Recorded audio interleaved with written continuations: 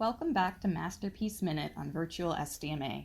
I'm your host today, Corey Woodall, Assistant Curator at the San Diego Museum of Art.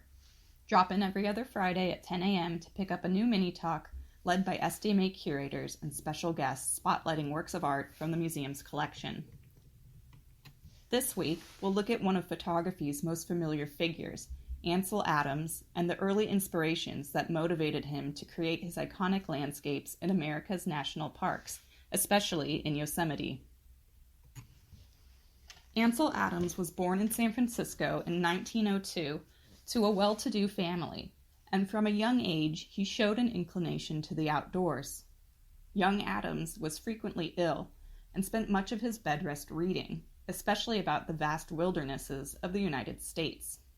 The most alluring of these environments for Adams was Yosemite, located in the Sierra Nevada mountain region and a reasonable car trip from his family's home. At his pleading, the Adams family finally visited Yosemite on a vacation, and Adams instantly became enamored with the place.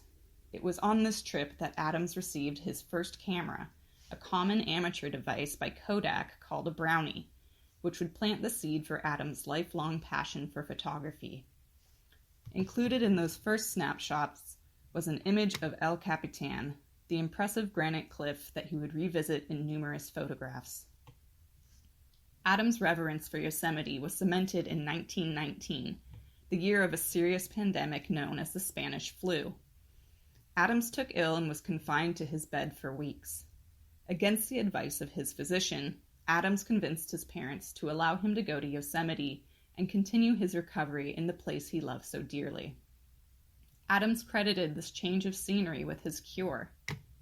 The improvements to his health were made most clear with his summiting of Half Dome just 2 weeks after his arrival to the park, which is no small feat for any person, let alone someone recovering from a serious illness.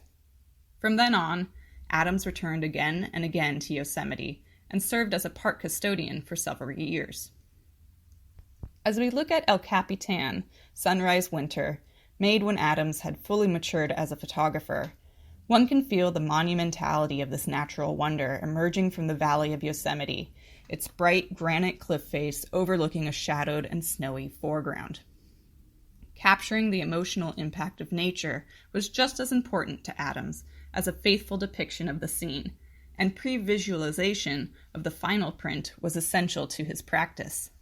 He developed his own systematic technique for anticipating the tonality of his final prints, which he called the zone system.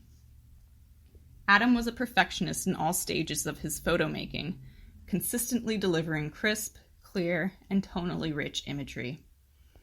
Adams' love and respect of nature is reflected in his lifelong body of work, of which we have 4 examples in the exhibition Masters of Photography, the Garner Collection, which will reopen in December of this year.